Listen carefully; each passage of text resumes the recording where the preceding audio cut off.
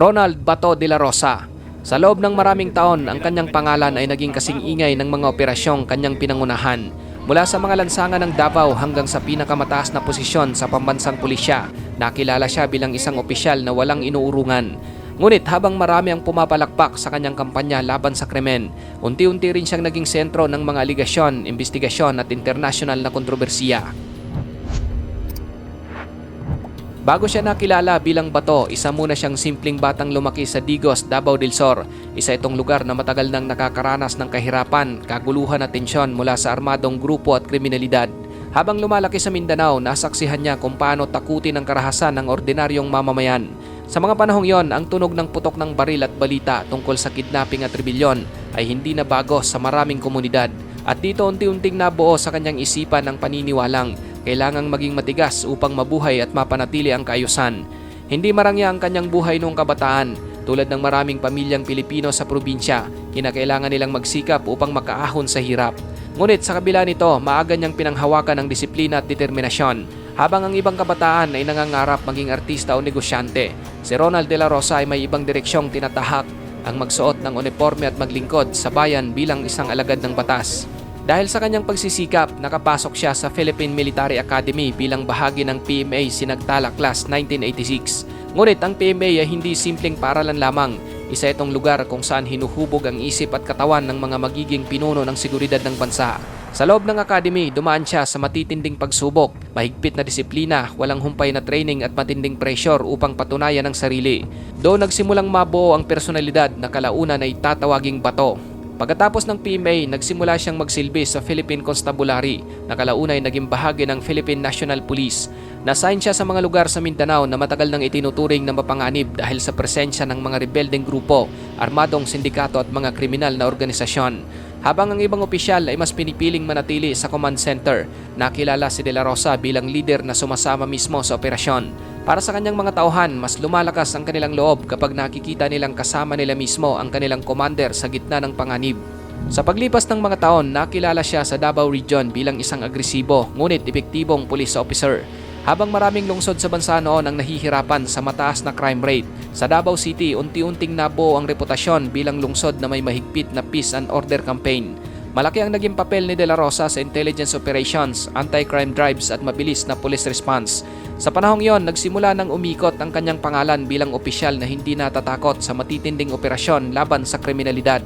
Kalaunan, naging direktor siya ng Davao City Police Office. Dito lalo pang tumindi ang kanyang reputasyon bilang hardline law enforcer.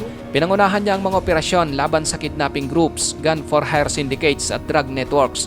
Maraming tauhan niya ang nagsasabing isa siyang leader na hindi lamang marunong mag-utos, kundi handang ilagay sa panganib ang sarili sa aktwal na operasyon.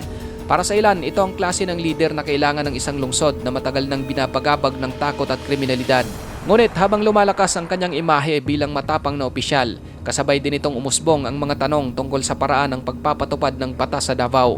Habang may mga pumupuri sa umano'y pagbaba ng kriminalidad, mayroon ding mga grupong nagsimulang magtanong hanggang saan dapat umabot ang kapangyarihan ng mga alagad ng batas. Dito unang nagsimulang mabuo ang kontrobersiyang kalaunan ay susundan siya hanggang sa pambansang antas. Isa sa pinakamahalagang bahagi ng kanyang karera ay ang matagal at malapit niyang relasyon kay dating Pangulong Rodrigo Duterte. Habang si Duterte ay kilala sa mahigpit na pamamalakad bilang alkalde ng Davao, si De La Rosa naman ay isa sa mga opisyal na madalas iugnay sa pagpapatupad ng peace and order strategy ng lungsod. Habang lumilipas ang panahon, naging malinaw na malaki ang tiwala ni Duterte sa kanya, isang tiwalang magbabago sa kanyang buhay sa mga darating na taon. Noong manalo si Duterte bilang Pangulo ng Pilipinas noong 2016, isa sa kanyang pinakaunang hakbang ay talaga si Ronald de la Rosa bilang hepe ng pambansang pulisya. At dito nagsimulang magbago ang lahat. Mula sa pagiging kilalang opisyal sa Mindanao, bigla siyang naging mukha ng pinakamalawak at pinaka-agresibong anti-drug campaign sa buong bansa. Sa bawat press conference, operasyon at balita, iisang pangalan ang paulit-ulit na lumalabas, Bato. Sa ilalim ng kanyang pamumuno bilang PNP chief, libu-libong anti-drug operations ang isinagawa sa iba't ibang bahagi ng bansa. Pinaigting ang police visibility, checkpoints, anti-crime patrols at intelligence monitoring laban sa drug syndicates. Sa pananaw ng kanyang mga taga-suporta, ipinakita ni De La Rosa ang klase ng lider na handang gumawa ng mahihirap na desisyon upang sugpuin ang lumalalang problema sa iligal na droga. Para sa marami, ito ang panahon kung kailan nararamdaman umano nilang mas naging agresibo ang gobyerno laban sa kriminalidad. Kasabay nito, lalo ring tumibay ang kanyang reputasyon bilang isang opisyal na may combat mentality. Madalas siyang magsalita ng direkta, minsan ay walang preno at hindi natatakot sa matitinding pahayag laban sa mga kriminal. Para sa kanyang mga taga-suporta, simbolo ito ng pagiging totoo at matapang. Ngunit para sa kanyang mga kritiko, ang ganitong uri ng pananalita ay lalo lamang nagpapalala sa kultura ng karahasan sa bansa. Habang lumalawak ang war on drugs, dumarami rin ang mga ulat tungkol sa mga napapatay sa police operations. Maraming pamilya ang nagsimulang maglabas ng hinaing, habang ang mga human rights organizations naman ay nagbabala tungkol sa umano'y extrajudicial killings. Unti-unting lumaki ang pandaigdigang atensyon sa kampanya.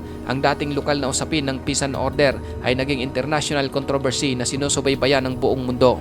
Mariing itinanggi ni De La Rosa at ng administrasyon ang mga aligasyong ito.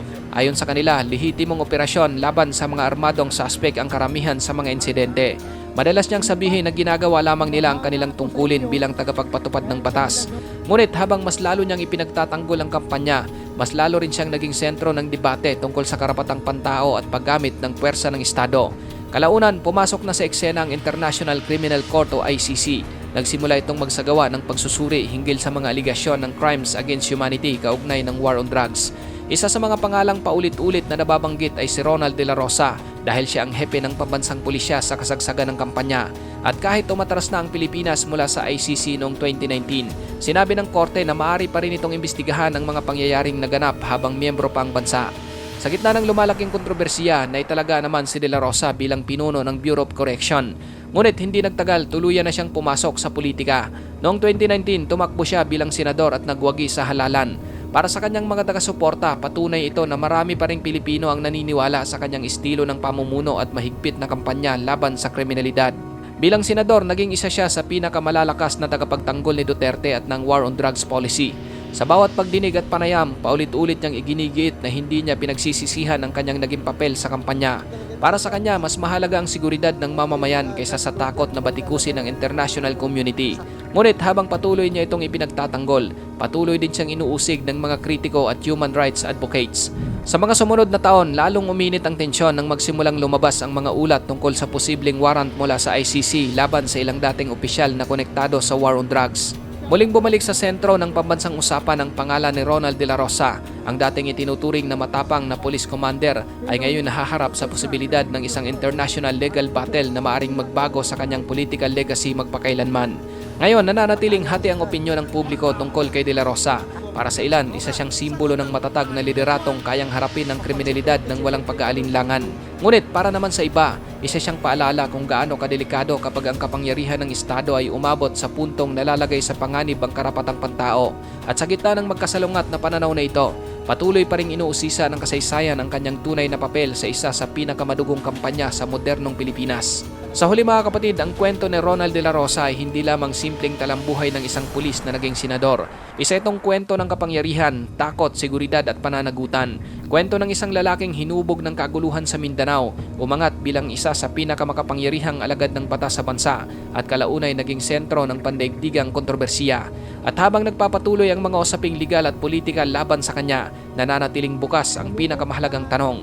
Sa mata ng kasaysayan, si Ronald De La Rosa ba ay magiging bayani ng kaayusan o simbolo ng isang panahong nilamon ng dahas ang hangganan ng hustisya? Ikaw kapatid, ano ang masasabi mo sa bidyong ito?